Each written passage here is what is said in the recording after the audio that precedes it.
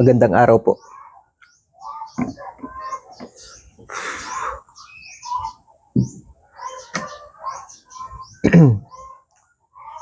Bakit kaya tayong mga Pilipino, habang tumatanda, talong nagiging suplado, nagiging mataas ang pride, magagalitin, iba mayabang. Pero alam ko hindi kayo aamin. Hindi nyo okay kayo. Ano lang, obserbahan nyo lang.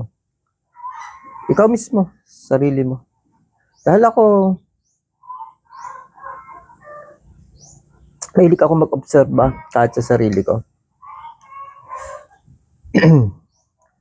Ako pinipigilan ko yung mga ganitong ugali na pangkaraniwan.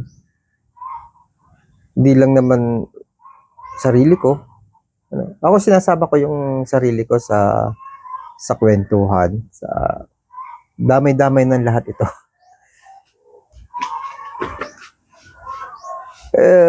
Realidad na buhay. Usapan ng reality. Hindi ngayon lang, matagal na nangyayari.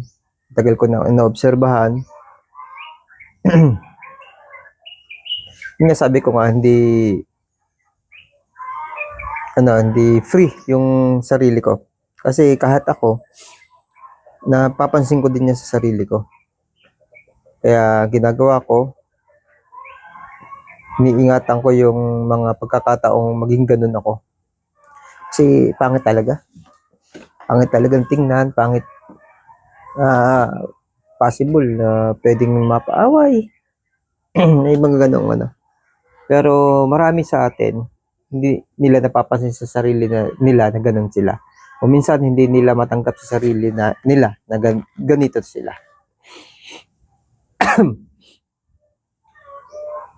Pero may mga tao talaga na sadyang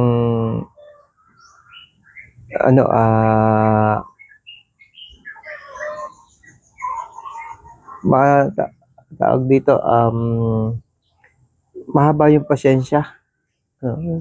Anga ako doon, pero iilan lang yung ganun.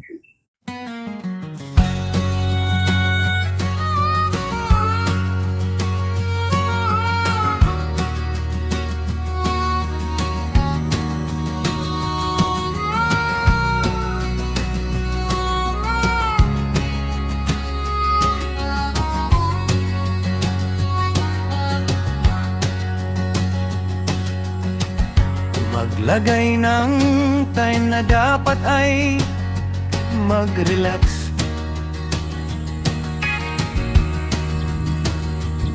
Ipahingang katawang lupa na nang hihina sa lahat ng gawain sa realidad na buhay. Dito sa teres ng reality house, sa reality, tank ng Arabella Garagay.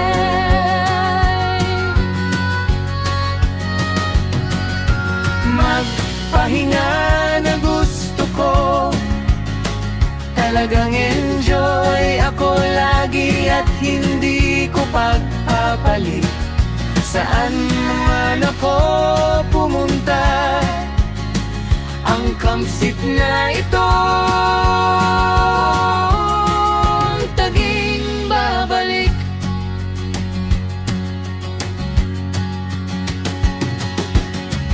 Babalikan ang Arabella Garden sa Philippine reality. Sa pagtanda ko, kapiling ang mahal kong asawa. Dito ang aming pahinga.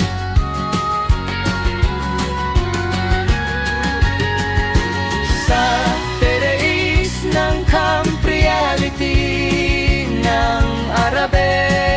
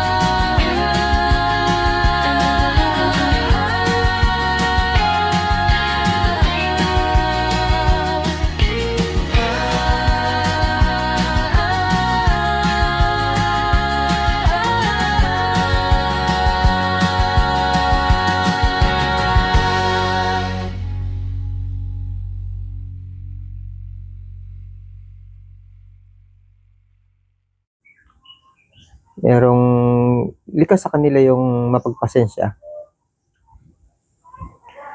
Actually, kanina, galing ako sa sa doktor, di din naman ako pumasok niyan. Reality vlog, kapag tumatanda ang isang tao, kasama yung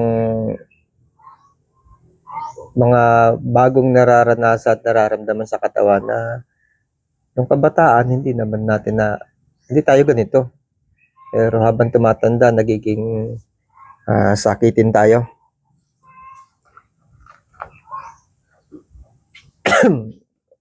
Saka na natin pag-usapan yung sakit na pinagdaanan ko.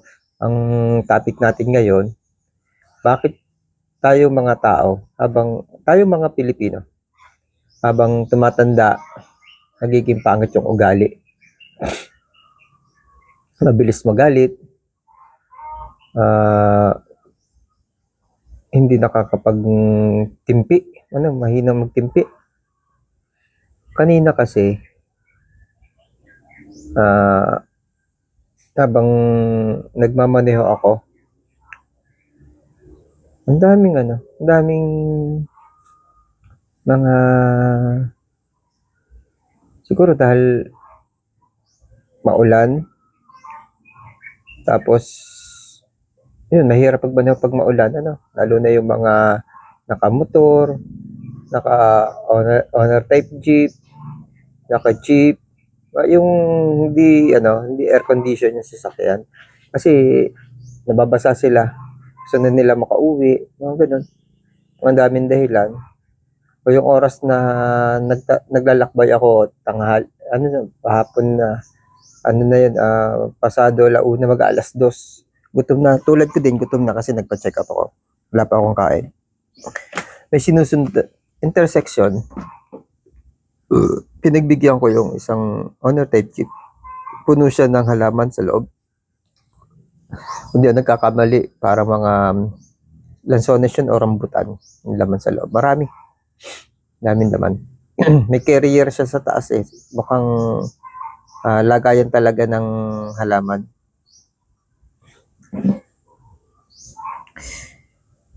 Napansin ko pa, kilala ko yung driver. Kilalang tao, may kaya, tapos yun, basta ganun, nirespeto yun dati, ewan ko ngayon. Pinauna ko, kasi matanda sa akin yun eh. Pinauna ko, nakaungos kasi yung unahan eh.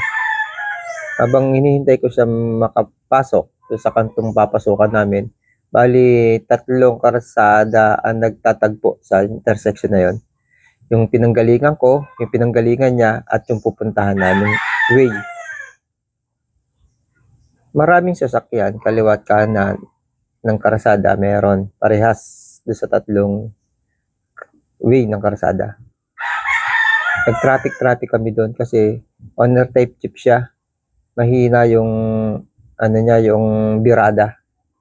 Siya ay kasalubong ko siya dito sa paano ba natin siya ay kakanan, ako naman kakaliwa. Yung kasalubong namin doon sa patatlong way,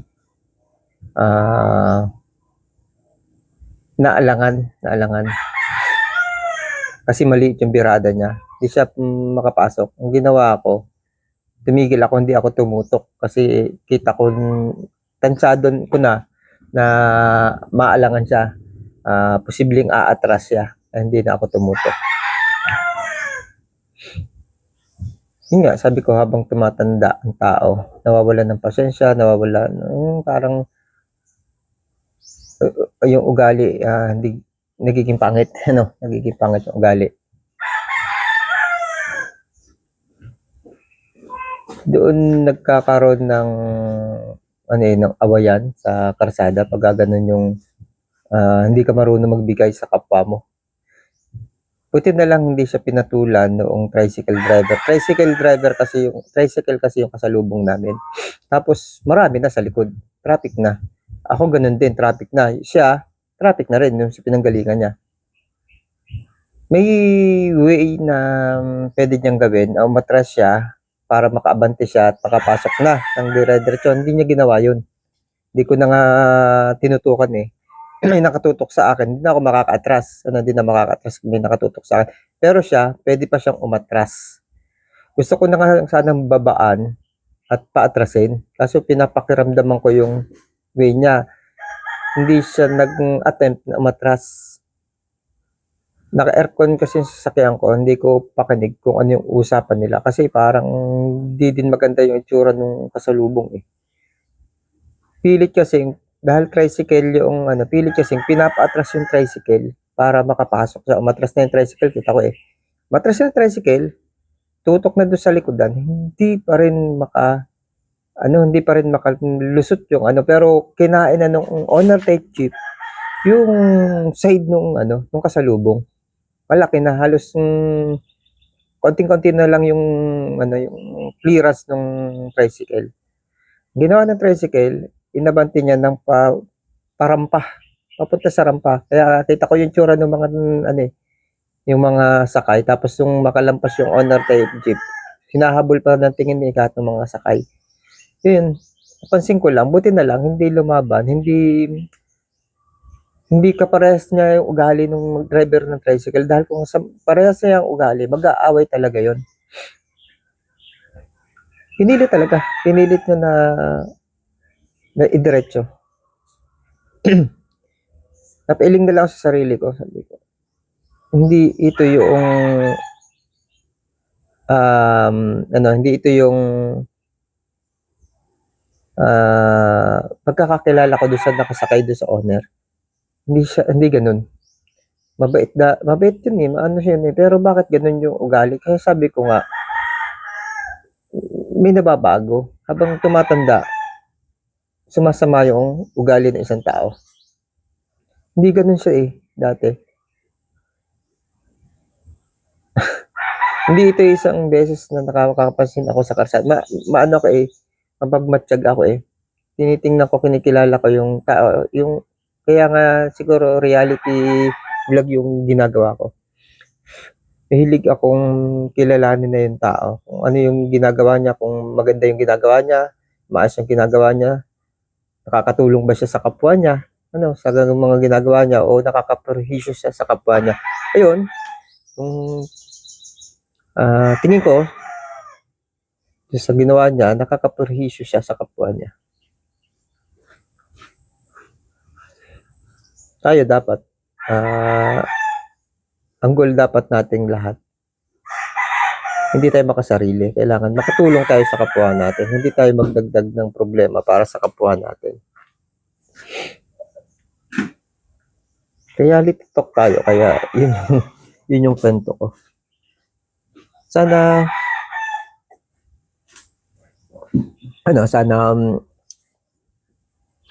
marunong tayo magpasensya, pasensyoso tayo. Sana ugaliin natin yon kahit na tumatanda na tayo. Kasi isipin mo, mas bata yung sinusupladuhan mo, parang inaaway mo eh. No? Mas bata yun, paano ko pumatol yun? Wala naman tayo kakayahan, matanda na tayo, tumatanda na tayo. Ano? Kaya dapat, habang tumatanda, dapat nagiging mas mabait tayo.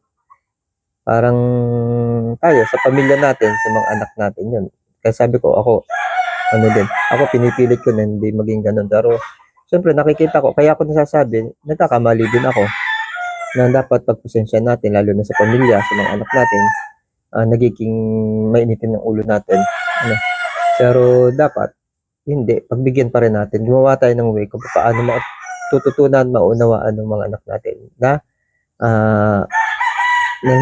hindi magiging hadlang sa magandang ugali nila, magiging magandang ugali nila. Na porque pinagbibigyan sila, dapat pag-aralan natin yung way kung paano natin may tuturo ng tama. Hindi tayo kailangang magalit na ikagagalit din nila o ikatatampo nila sa atin. Ako sa mga anak ko, pasensya kayo kasi pinipilit ko naman, pero yun nga, siguro pagdating sa may sakit tayo, may nararamdaman tayong hindi maganda sa sarili natin, nabibigla tayo. Ako ganun eh. Naiisip ko na lang pagkatapos. Dapat hindi ko ginawa yun. Pilit kong binabago ang sarili ko. Ito, kung vlog na to, kaya ako ginagawa to. Pinapaalala ko sa magulang. Sa mga katulad ko magulang na maging ganun tayo. Dahil ako, nakikita ko yung mali. Nakikita ko yung mali ko. Pero maganda naman yung samahan namin. Okay naman. Yun nga lang. Dahil alam ko yung iba sa mga magulang, hindi pa nila nakikita yung maling ginagawa. Kaya ipapaalala. Pinapaalala ko. Hindi porke magulang tayo, tama tayo, pwede na nating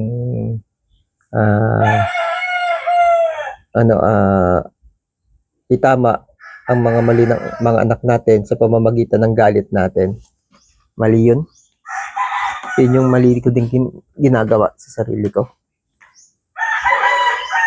Napakamali. Kasi may way naman, may iba namang way para hindi sa ganung pamamaraan natin tatama yung mali nilang ginagawa.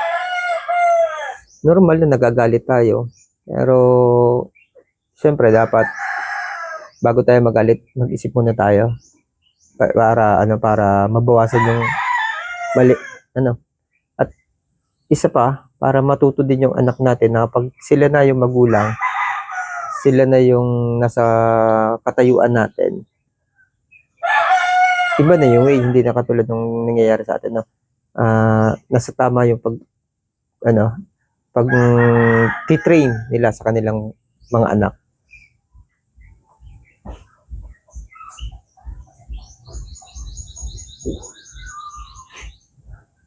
Hanggang ngayon, naaalala ko yung kanina. Grabe, maling-mali yun. Kaya marami nagiging awayan sa karsada eh. Hindi lang minsan yung nangyayari na nakikita ko. Madaming driver talaga sakim. Iniisip yung sarili. Kapag may maling kalkulasyon ang mga kasama nating nasa lansangan, huwag na tayo uminit ang ulo kung pwede namang iwasan. Dahil wala namang kahantungan yun tulad ng mga nangyayari. Yung katulad doon ng isang sample, yung pag-iwas o pagtakas do sa yung viral ngayon na nabangga ng banyo ang nakamotorsiklo. Mali yung kalkulasyon ng nakamotorsiklo. Pumasok siya nang hindi natingin sa kaliwat kanan. O kung nakita man yan, hindi niya akalain na hindi siya titigilan. Tutuloy yung wala naman sa nung nakaban na baka hindi napansin na nakaban yun kasi tumitingin sa side mirror, hinahabol pala ng na LTO. Wala ako sa way na magsalita tungkol do sa part ng LTO. Nabasa ko kasi yung mga comment. Bilang isang mamamayan na kahit pa paano may konting alam sa trabaho ng law enforcement, may LO, may alam ko sa panguhuli kasi merong sinusunod tayo na papel kung hanggang saan yung pwedeng gawin nating operation. Wala ako sa poder para sabihin yung mga part na yun. Pero yun, yung part ng driver, isang paalala na lang, hindi ko sasabihin mali o tama yung ginawa niya, isang paalala lang sa mga ibang mga kapwa natin driver. Kung napara na tayo at may violation, huwag na natin takasan. Kasi baka katulad nun na dumubli pa yung problema. Kasi nahuli din naman siya. Tapos, may napatay pa siya. May dagdag na sakit ng ulo bukod doon sa pagkakahuli. Kung ano man yung violation na kailangan niyang harapin doon sa LTO dapat nadagdagan. Kaya tayo mga driver, pare-paras tayong driver, ako kahit anong sasakyan na dadrive ko. Huwag lang aeroplano, basta't lumilipad yung barko nga at saka bangka na dadrive ko eh. Dati akong seaman. Yan. Taga-makina ako. Pero pag nasa taas ako, nasa pilot house, nakakapakialam ako nung panahon nagtatrabaho ako sa barko noon. Ayun po, ayun lang. Isang paunawa lang sa bawat isa sa mga nangyayari, sa mga mali na gagawa natin. Iba talaga kapag tumatanda, nababago yung ugali. Nandun na ako dahil relate ako dyan dahil kahit ako, nangyayari sa akin yung ganun kahit na ayaw ko mangyari. Kaya nga, ginagawa ko, pilit kong hindi ko ginagawa yon. Pilit kong pinag-iisipang mabuti. Pero nangyayari pa rin. Pero hopefully, kung mangyari yon, humingi tayo ng pasensya sa mga nasaktan natin sa pamamagitan ng pagtatama. Yun naman nangyayari natin sa pamilya. Kaya natin nasasaktan sa pamamagitan ng pagsasalita, ng mga sasaktan natin damdamin nila dahil sa gusto nating itama yung mali nila. Kaso nga lang, nagiging mali din yung way na ginagamit natin para sila itama. Yan lang, mga kaibigan. God bless you. Comment. Share nyo yung video ko. Tapos, i-like nyo yung video ko. At subscribe kayo dito sa channel ko. Bye-bye.